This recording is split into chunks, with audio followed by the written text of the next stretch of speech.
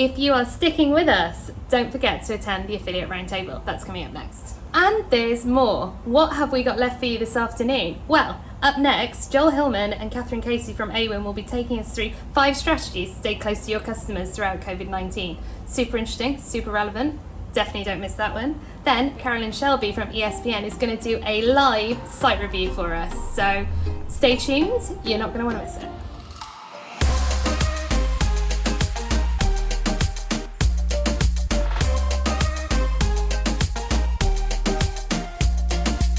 Hello, thank you for joining us and welcome to our session today, where we'll be covering off some of the strategies that we have identified and tested to stay close to our customers and our colleagues throughout the current pandemic.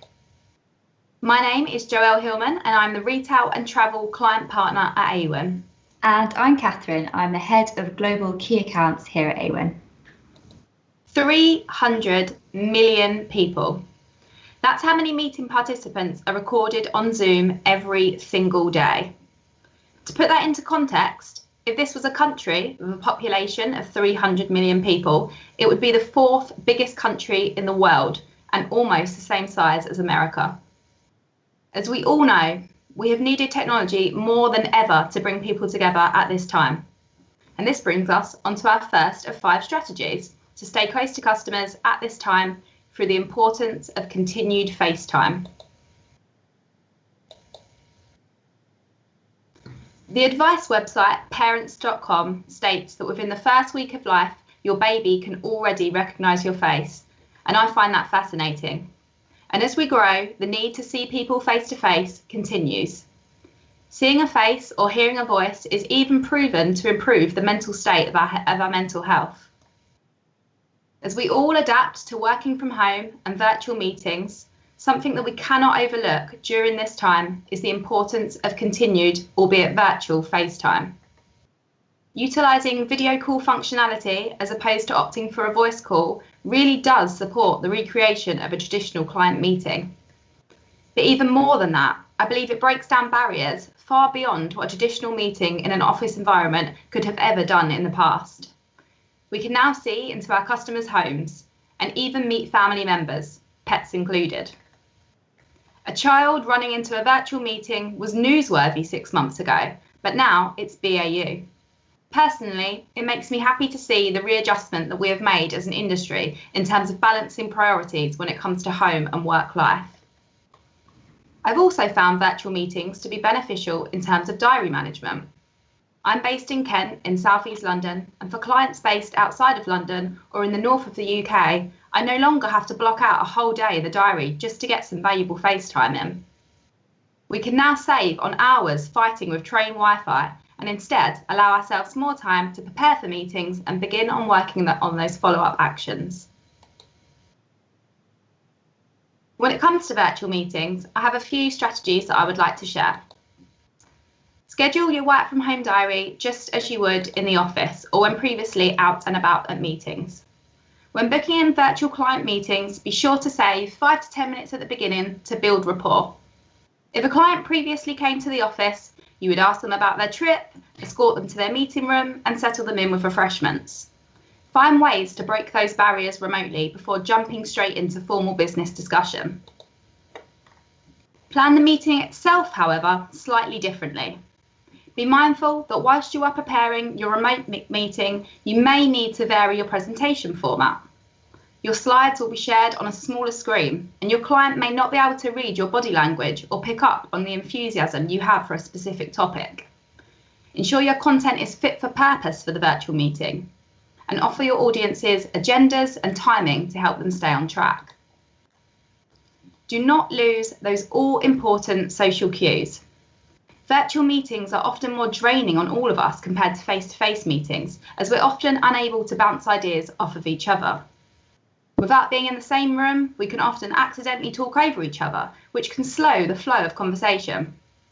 Be sure, especially as the meeting leader or presenter, to give your customers time to digest the information, as well as asking lots of open questions throughout, to ensure that you really understand your client's reaction to the idea or the data that you're presenting. Optimize your technical setup. Use a virtual call system that yourself and your clients are familiar with. one that fits your needs in terms of your meeting agenda. Ensure your webcam is positioned, allowing for eye contact to create the real-life meeting experience. Investing in a good speaker or a headset can often allow for better sound quality for your clients too. And finally, when it comes to virtual calls, what does your backdrop say about you? I've enjoyed seeing into the homes of my peers and spotting their favourite football shirt hung behind the wall or a bookshelf filled with little pockets of their personality. FaceTime virtually and from home, for me, poses an opportunity to really get to know people on a more personable level. We've also begun to see brands take up this strategy, running more informal meetings by using virtual backdrops such as bars or coffee shops to help them set the overall tone for the hangout that they want to host. As a female, I often lack confidence at times, and information and being familiar with a specific subject is my comfort blanket. For this presentation today, I searched for the information I needed and read up to give myself the confidence to build and present these strategies. However, none of us know everything, and that's okay. What I've learned through my years at Awin is I do not need to know all the answers, I just need to know where to find them, be that in information sources or in allies across the business, those who work in different departments with different but complementary knowledge to myself. During lockdown, it's more important than ever to have the information you need to make the right decisions. We can no longer overhear interesting debates at the tea point or ask colleagues quick questions across the desk. As a result, we all need to make a conscious effort to proactively share information and insights with each other to continue to succeed as an industry. As a business, there are several strategies that we're taking to support our staff, our advertisers, publishers, agencies, and technology partners. The first tactic is to ensure your information can be easily sourced.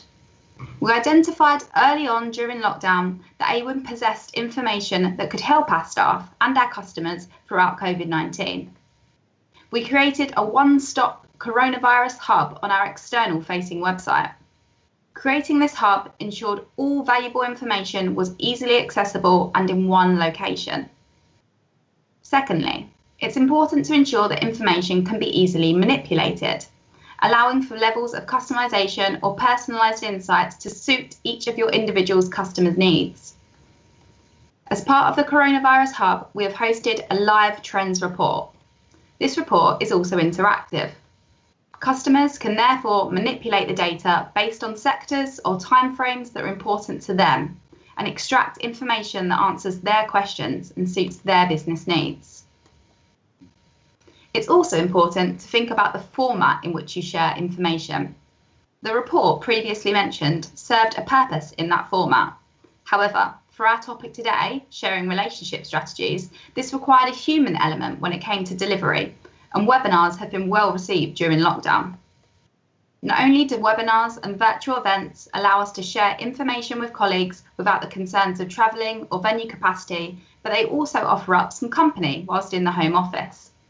When thinking about information you can and would like to share, consider the format that is easily digestible and gives others the opportunity to hopefully learn something new.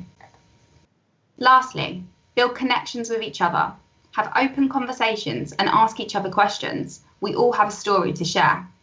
Introduce colleagues to each other within the industry where you believe valuable and interesting information can and found be shared. Adapting your usual service and finding ways to embrace the change in working life is our third strategy, but it's much easier said than done. Studies show that as humans, we're actually resistant to change. It's not just that we fear it, but it's also that we genuinely believe, often on an unconscious level, that when we've been doing something a particular way for some time, it must be a good way to do things. And the longer you've been doing it that way, the better it is. We're hardwired to resist it. Part of the brain, the amygdala, interprets change as a threat to the body and actually releases the hormones for fear, fight, or flight. Your body is actually protecting you from that change. So when the pandemic meant that we were suddenly confined to our homes, away from our colleagues and the normal buzz of working life, finding ways to adapt and to do so quickly proved to be the key to success, going against everything we're actually hardwired to do. So, as mentioned, our third strategy centers on balancing normality with change. We tried to keep that in place for the structure of our client calls and meetings, but finding new ways of keeping these interactive. Many of our largest global clients have an account management team across most of our AWIN offices, and usually we meet up once a quarter as one big team to go over strategy and performance. For one particular client, their quarterly review fell right at the start of lockdown, so it was all quite a new way of working. This time, we all dialed in virtually over 2 days. The team all kept their videos on throughout, even if they weren't presenting, which encouraged everybody to stay engaged and ask questions. The team even planned a virtual escape room for a team bonding session. It proved to be extremely successful, so the key message is to not put anything on hold, just adapt the way you run your usual customer interactions and continue business as normal. Another example is fitting in around different schedules that your customer may now have, recognizing that some clients will now be juggling family life as well as working from home. So being flexible to call times, moving them at the last minute if needed, and understanding that family life will ultimately come first. Finally, your client's strategy is also likely to change quite quickly during this time, as their brand adapts and tries to keep up with the fluctuating change in the e-commerce landscape. Being able to embrace this, being a partner that your client can rely on to help them find ways to effectively manage this change in strategy, is going to be something your client remembers long after the pandemic is over. The same can be said for brands and their customers during this time. As a customer, we're more likely to remember the brands that were the most informative and had the best and most reliable customer service to help us navigate during this time. Humans are social creatures. We like to interact with others face to face, but with this being more difficult to do than ever, finding ways to create a team atmosphere to keep our staff motivated and morale high has been extremely important. Studies have shown that if you're able to create a sense of community, even virtually, then this can help to cultivate connection and bring teams closer together, which is our fourth strategy.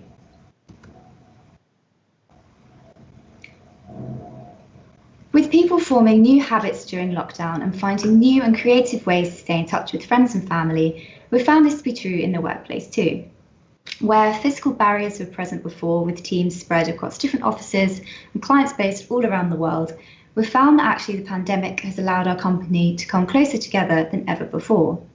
An example of this at AWIN, we've been holding weekly virtual social activities, such as global quizzes with teams dialing in across all of our regions, talent competitions which included singers from Brazil and Berlin, cooking competitions with the winning dish judged solely on its appearance, and AWIN Radio hosted every Friday afternoon.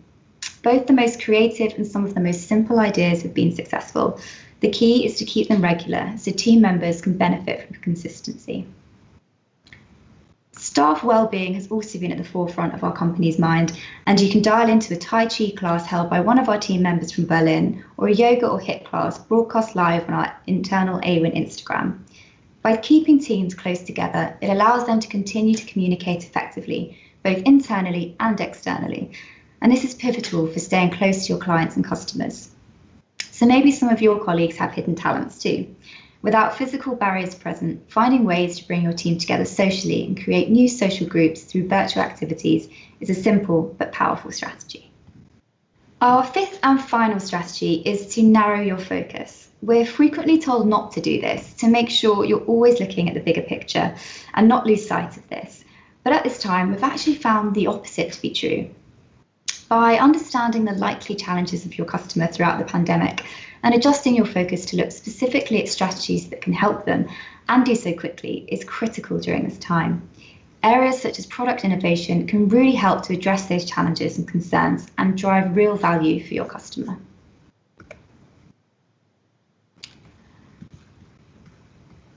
Within the online marketing industry, there is an overwhelming level of information being pushed out right now. But taking the time to understand what this all means for you as a business and your customers will help you to understand how to adapt and therefore change your strategies to address this. One example of this was the highly publicised changes to the Amazon Associates programme. AWIN responded by supporting publishers that were impacted by the changes by offering fast-tracked onboarding to the AWIN network. It meant that if you're an Amazon publisher, you'll have your application fast-tracked and processed in one business day. And you can also apply for automated partnerships, a new tool which we developed, which allows you as a publisher to quickly diversify your retailer partnerships and switch over your links to AWIN advertised products. Another example is that with the pandemic, we noticed two key trends. One was that some of the larger brands were selling out of items extremely quickly. SimilarWeb actually reported an increase in activity on page 2 of Google as shoppers found themselves searching for their product from smaller retailers. Availability was the concern, particularly at the start of lockdown, which meant it was more likely for consumers to shop from brands that were new and completely unknown to them. eMarketer actually reported that they expect 7.4 million new digital buyers in 2020 as a result of the pandemic. The second trend was a surge in shoppers wanting to support local businesses. With 80% of consumers feeling more connected to their community, many reported changes to shopping habits to focus more on local business and sustainability, with the vast majority stating that this would actually continue after the pandemic too. From this trend, at AWIN we narrowed our focus and accelerated the launch of AWIN Access in more countries across Europe. Already successful in our UK market, AWIN Access is an entry-level solution for startups and SMEs. Our self-managed proposition opens up affiliate marketing to these smaller e-commerce businesses and provides a gateway to helping them boost their online revenue. In support of small businesses, just after the lockdown announcements, AWIN also waived the monthly fee for the first 3 months for companies launching on AWIN Access. This meant they could test out the channel completely risk-free. Responding to the offer, 44 small businesses launched AWIN Access during this time across April and May, with all programs seeing a 34% increase in traffic and a 43% increase in revenue, with those in health and beauty, home and garden and sports all experiencing the biggest growth. So that brings us to the end of our session and our 5 key strategies, which are the importance of FaceTime, the value of easily accessible information, embracing change and adapting, social connection as a team, and narrowing your focus. We hope that you found it useful and it's given you some ideas for how you could use these for your business too. We'll now open up to any questions that you might have for Joelle and I.